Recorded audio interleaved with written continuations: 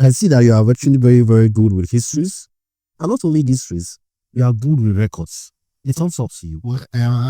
Yes, the African man. So, from what you've been saying earlier on, I have gotten to pinpoint some of the key things you said and how the legacy of colonialism in Africa as a continent has affected the African mentality. And from the little things I actually pinpointed, you talked about what? The dependence in what? Raw materials. That is, you are having total dependence in raw materials. For instance, cocoa. For instance, oil. And secondly, we talked about the dependence in what? Foreign countries. In other words, without the help of the foreign countries coming into your country to come and take habitat over you, you are as good as nothing. Then thirdly, unequal trade policies. Where that was why I said Africans tend to consume or tend to export what they don't actually consume, but they consume what the thing is produce. What we should consume, we are exporting it. We are importing what we do not eat. The things that we need in this country, okay, like we said the other time, we have it as many as possible in African countries. Can't we have a factory here in Africa? We have genius in Africa. We have one of the best doctors in the world. They are Africans. So we need to come back home. And we need to re-strategize. That is why I do not see the importance of the African Union. They're not doing it. Because they are the ones that are supposed to unite us. That is the purpose. That is the foundation of the organization. Unity. And as we are now, it will be difficult for Africa to be united. Because the Western world are taking ground. We need look at Burkina Faso. Yeah, we're sending France away. We're bringing in Russia on a foreign country. Now, hold on. From what I have actually read, I get to see that colonialism is actually a practice whereby a country or a foreign country which has a higher development tend to come to a country with a low development, for instance, African continent as an example, and they take total control. They make that particular entity their own sovereign entity, whereby they have coercive control of powers over them. The thing is, they came with the intention that we thought they are going to help us. We thought they are going to develop us. So they gave us goods. They gave us education. I have problem with that. See, I was speaking with somebody recently and he said we should be grateful that in Africa today, some of us can speak English, we can speak history. I said that is not true. That is not true.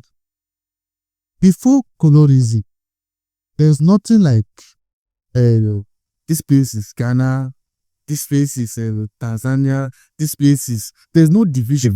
We're identified by empire and kingdom. So you understand? That's how in South Africa we have the Zulu Empire, in Ethiopia, in Nigeria we have the Benin, the Benin the Dame Empire, like that. But when these people came, they scatter. They made us believe that what we have, our culture, is not good. They gave us their culture.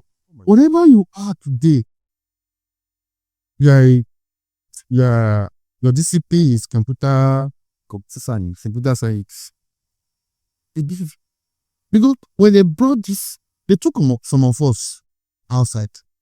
Then I call it his education. Not education. Not education. I was reading one of the book by, I think, was not by Coscave, and the title of the book is Education of the Negroes. Well, yes, educated. We call it education, but I call it miseducation. Because I am talking to you now, I am speaking in English. It's a good thing. You thought. Isn't it?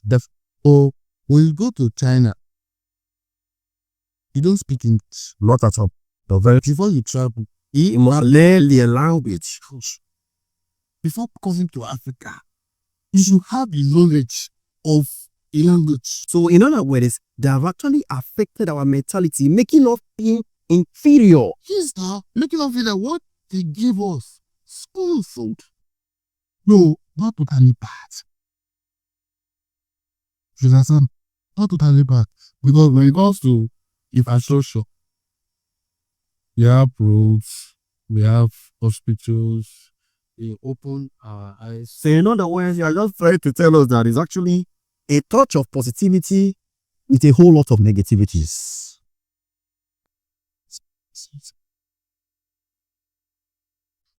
English, they feel like, oh, it has delegated for long. But no, that person that they return back, they return that person back for their own benefits. Without their doing it, will persuade. Mostly for the purpose of this transformation. You get it? Yes, I understand. So now this thing is having negative effect on us.